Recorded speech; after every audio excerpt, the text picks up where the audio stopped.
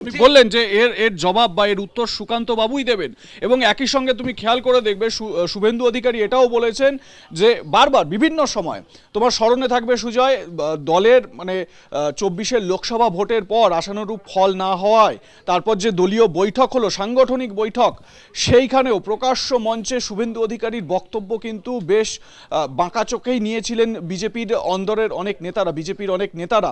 শুভেন্দু অধিকারী বলেছিলেন যে আমি সংগঠনের কেউ নই, আমি বিরোধী দলনেতা, এবং একই সঙ্গে সংখ্যালঘু সেলকে একেবারে ভেঙে দেওয়ার কথাও তিনি বলেছিলেন, যেটা নিয়ে শুধুমাত্র এই বাংলায় নয়, দিল্লিতে বিজেপির যে কেন্দ্রীয় নেতৃত্ব রয়েছে এবং অনেক সংখ্যালঘু নেতাও রয়েছেন, মুসলিম নেতাও রয়েছেন বিজেপির, যারা প্রকাশ্যে এর বিরোধিতা করে সুর চড়িয়েছিলেন। কোথাও কি একটা জিনিস এটা স্পষ্ট হচ্ছে যে শুভেন্দু অধিকারী কোনো রকমভাবে একটা প্যারালাল সিস্টেম চালাবার চেষ্টা করছেন দলের অন্দরে? দেখো, সেটা অলরেডি বঙ্গ বিজেপির একটা পক্ষ ইতিমধ্যে এই ধরনের একটা অভিযোগ করেন যে তিনি প্যারালালি কর্মসূচি করেন, তিনি আলাদা কর্মসূচিতে বেশি বিশ্বাস করেন, এবং এরকম একটা অভিযোগ গতকাল থেকে অলরেডি এটা বিজেপির অন্দরে শুরু হয়েছেন। বঙ্গ বিজেপির যে দলীয় কার্যালয় মুরলীধর সেন লেন বা সল্টলেকের যে বিজেপির যে কার্যালয় আছে, শুভেন্দু অধিকারীর জন্য একটি ঘর একেবারে বরাদ্দ আছে। বলছে এরকম একটা পক্ষ ইতিমধ্যেই বলতে শুরু করেছেন তিনি পার্টি অফিস, দলীয় যে কার্যালয়, সেখানে তার ঘর বরাদ্দ থাকলেও হাতে গোনে বলা যাবে যে বিরোধী দলনেতা শুভেন্দু অধিকারী কতবার এই পার্টি অফিসে এসেছেন। তো সেক্ষেত্রে এই গতকালের যে ঘটনা, সেই ঘটনা একেবারে প্রকাশ্যে চলে এসেছে যে বঙ্গ বিজেপি ভার্সেস যে শুভেন্দু অধিকারী, সেটা এই মুহূর্তে কিন্তু প্রকাশ্যে, এবং একটা পক্ষের মনে যে ক্ষোভ দীর্ঘদিন ধরে শুভেন্দু অধিকারী সম্পর্কে জমছিল, তারই এটা বহিঃপ্রকাশ। কিন্তু এটা ইতিমধ্যেই বিজেপির কেন্দ্রীয় নেতৃত্বের নজরে এসেছে, এবং সুনীল বানসাল বিজেপির কেন্দ্রীয় পর্যবেক্ষক, তিনি ইতিমধ্যেই তিনি সুকান্ত মজুমদারের সঙ্গে কথা বলেছেন। এখন এই মুহূর্তে পার্টি এই বিষয়টাকে সম্পূর্ণ ম্যানেজ করার চেষ্টা করছেন, এবং আজকেও একটি বড় কর্মসূচি আছে ন্যাশনাল লাইব্রেরিতে, সেখানে প্রধানমন্ত্রীর একটি বাংলা বই, একটা বাংলা সংকলন, তার উদ্বোধন হবেন। ত্রিপুরার মুখ্যমন্ত্রী এখানে আসছেন। তো এই রকম একটা দিনে ইতিমধ্যেই পার্টির সমস্ত নেতৃত্বকে ইতিমধ্যেই একটা হুইপ জারি করা হয়েছে যে এই বিষয়ে কেউ যেন আর কোনো মন্তব্য না করেন, এবং এটাও জানা যাচ্ছে বিজেপির কেন্দ্রীয় নেতৃত্ব তারা শুভেন্দু অধিকারীর সঙ্গেও কথা বলবেন। কিন্তু আমরা যেটা দেখলাম কালকে, শুভেন্দু অধিকারীও যেভাবে মন্তব্য করলেন এবং সুকান্ত মজুমদারও যে টোনে মন্তব্য করলেন, এটা একেবারে বলা যেতে পারে যুযুদান দুই পক্ষ, একবারে পাল্টা মন্তব্যে কিন্তু একেবারে এই মুহূর্তে বঙ্গ বিজেপির অন্তরে কিন্তু একবারে ভেতরের একেবারে নেতাদের রেশারেশি বাইরে চলে এলো যেটা মনে করা হচ্ছে। একটা বিষয় দেখো সুজয়, এর আগেও আমরা দেখেছি যে শুভেন্দু অধিকারী নিজস্ব একেবারে যেরকম তুমি বললে যে দল ছাড়াও নিজের বেশ কিছু কর্মসূচি তিনি নিজের থেকেই নিয়েছেন, এবং তোমার স্মরণে থাকবে যখন সন্দেশখালির ঘটনাটি সামনে এসেছিল, সেই সময় সুকান্ত মজুমদার, যিনি প্রথম সন্দেশখালিতে ঢোকার চেষ্টা করেছিলেন, তাকে বাধা দেওয়া হয়, আটকে দেওয়া হয়, নিয়ে চলে যাওয়া হয়, আটক করা হয়েছিল। পরবর্তীকালে শুভেন্দু অধিকারী, যিনি কোর্টের পারমিশন পেয়ে ভেতরে ঢুকতে পেরেছিলেন সন্দেশখালিতে, তো এইটা নিয়েও কিন্তু দুই নেতার মধ্যে একটা আড়াআড়ি সামনে চলে এসেছিল। মানে যে কোনো ইস্যুকে কেন্দ্র করেই, যেরকম এই মেদিনীপুর কলেজের ঘটনাটি নিয়েও দুই নেতা শুভেন্দু অধিকারী, সুকান্ত মজুমদার, দুজনেরই পৃথক পৃথক কর্মসূচি। কোথাও না কোথাও এটাই একটা মনে করা হচ্ছে যে দুজনের মধ্যে যে একটা দ্বন্দ্ব বা একটা যে মতভেদ রয়েছে, সেটা কিন্তু প্রকাশ করছে।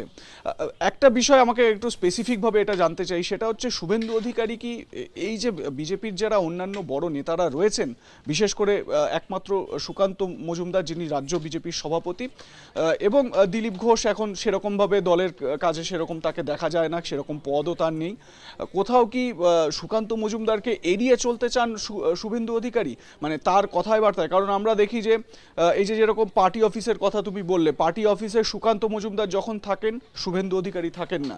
আবার শুভেন্দু অধিকারী নিজে আলাদাভাবে পার্টি অফিসে যান, আলাদাভাবে প্রেস কনফারেন্স করেন, সেই সময় সুকান্ত মজুমদারকে দেখা যায় না।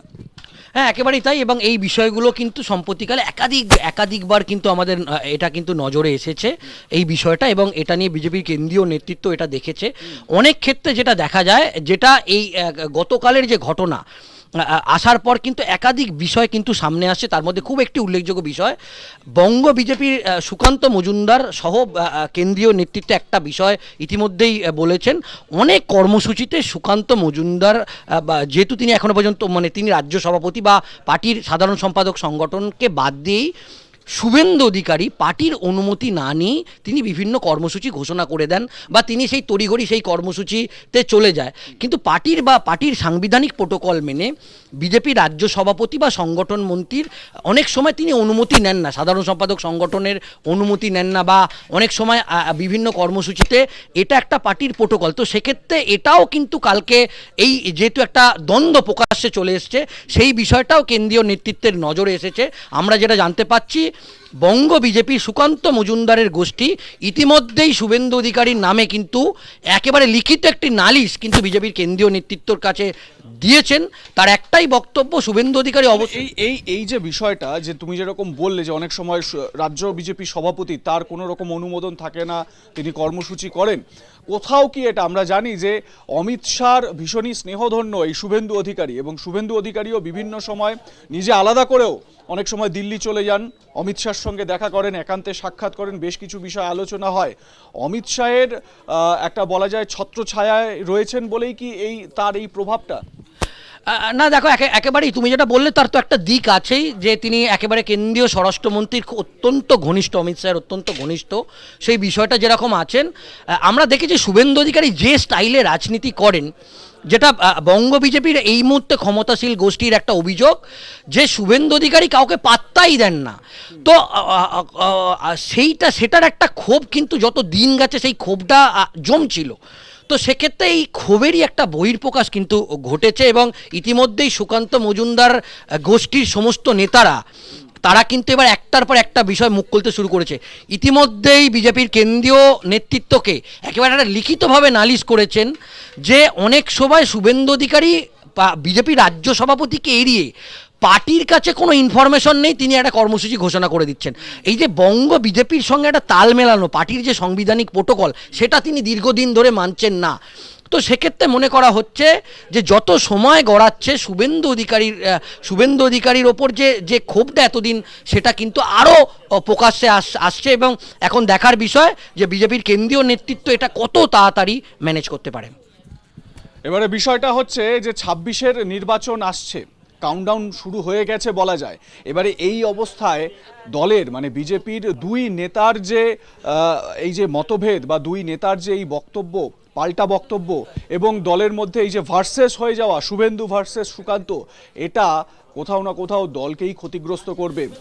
আগামী দিনে এই রকম কোনো রকম সমস্যা আরও হয় কিনা, বা এই রকম সমস্যা থেকে দুই নেতা ম্যাচিওরলি বেরিয়ে আসতে পারেন কিনা, কারণ দুজনেই খুব ম্যাচিওর পলিটিক্যাল লিডার, সেদিকে আমাদের অবশ্যই নজর থাকবে। এবং স্বাভাবিকভাবে বিজেপির কি আপডেট, সেই আপডেটও আমরা আপনাদের সামনে তুলে ধরার চেষ্টা করব।